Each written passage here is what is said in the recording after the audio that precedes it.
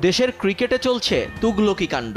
Bharat south আফ্রিকার পর উইন্ডিজের বিপক্ষে ক্যারিবিয়ান দ্বীপেও রান পাচ্ছেন না দেশের স্বনামধন্য ব্যাটাররা। প্রতি ম্যাচেই তাসের ঘরের মতো ভেঙে পড়ছে ব্যাটিং লাইন। একজন ইনজুরিতে পড়লে যখন ডাক পড়ছে আরেকজনের, তখন খেলা দেখে মনে হচ্ছে যেন আজকেই ব্যাট ধরলেন তিনি। পাইপলাইনের গড়পড়তায় এই অবস্থা নিয়ে সংশ্লিষ্টদের নেই কোনো ভ্রুক্ষেপ।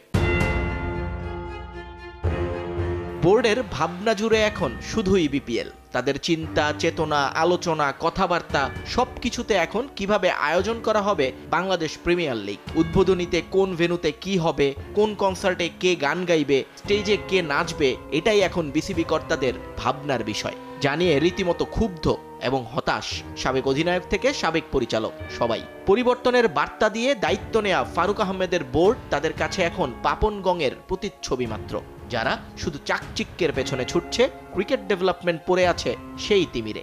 বিপিএল দিয়ে কিন্তু আপনার একটা ইভেন্ট হবে, কিন্তু ওভারঅল বাংলাদেশ ক্রিকেটের ডেভেলপমেন্টটা হবে কিনা আমি জানি না।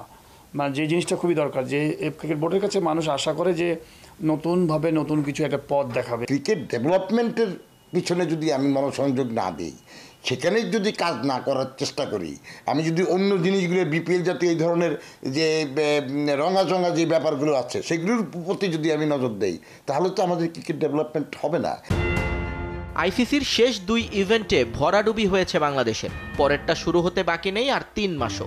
অথচ চ্যাম্পিয়ন্স ট্রফি নিয়ে এখনও দৃশ্যমান কোনো পরিকল্পনা নেই বর্তমান বোর্ডের। তার উপর সাকিব তামিমকে নিয়ে যে হারে নাটক করে যাচ্ছে বিসিবি, তাতে শেষটায় পরিণতি কি হবে তা নিয়ে শঙ্কায় ক্রিকেট সংশ্লিষ্টরা।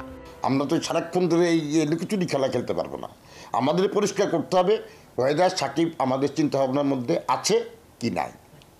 ইয়েস অন্য মাঝামাঝি কিন্তু কোনো, আমার ইচ্ছা হলো আমি ওয়েস্ট ইন্ডিজের সাথে তাকে ওয়ানডে খেলায় ফেললাম, আমার ইচ্ছা হলো তাকে আমি দলে নিলাম না। No, not that. বোর্ডের কিছুটা গার্ডসের একটু ঘাটতি আছে। খুব ক্লিয়ার একটা ভিউ থাকা উচিত যে তামিমকে নিয়ে আপনি ভাবছেন কি ভাবছেন না, সিলেক্টররা ভাবছেন কি ভাবছেন না, সাকিবকে নিয়ে ভাবছেন কি ভাবছেন না। বিকজ আমার কাছে মনে হয় কেন জানি তারা কনফিডেন্স পাচ্ছে না। এত বড় বড় প্লেয়ারদের পক্ষে হোক বা বিপক্ষে হোক বা তাদের যেটাই হোক, কথা বলতে তারা হয়তো দ্বিধাবোধ করছে। জাতীয় দলে সাকিব আর ফিরবেন কিনা কিংবা তামিমের জায়গা আর হবে কিনা, বিষয়টা নিয়ে বোর্ডের মতো দ্বিধাদ্বন্দ্বে আছেন সমর্থকরাও। তাদের কারো দাবি মূল্যায়ন করা হোক অভিজ্ঞতাকে, আর কেউ কেউ চান তারুণ্যকে সুযোগ দিতে। সাকিব তামিম যারা আছে এদের সাথে যদি আমরা তরুণদের আর কি মিল রেখে খেলায় চালাই, সেক্ষেত্রে খেলারও একটা ডেভেলপ হবে। এখন ওনাদের একটা এজ হয়েছে, মানে বয়স হয়েছে, তো এই বয়সে তারা আগের মতো খেলার অ্যাগ্রেশনটা রাখতে পারে না। যার কারণে আমার মত হচ্ছে তরুণদের এখন চান্স দেওয়া উচিত, সুযোগ দেওয়া উচিত আমি মনে করি। কিন্তু তাদের উপর ভরসাটা নাই, তামিম সাকিবের উপরে যে ভরসাটা আছে। অনেক সংগ্রাম এবং রক্তের বিনিময়ে পাওয়া পরিবর্তিত বাংলাদেশের ক্রিকেট আর হাঁটবে না পেছনের দিকে। দিন শেষে সেটাই এখন চাওয়া ক্রিকেট সংশ্লিষ্টদের।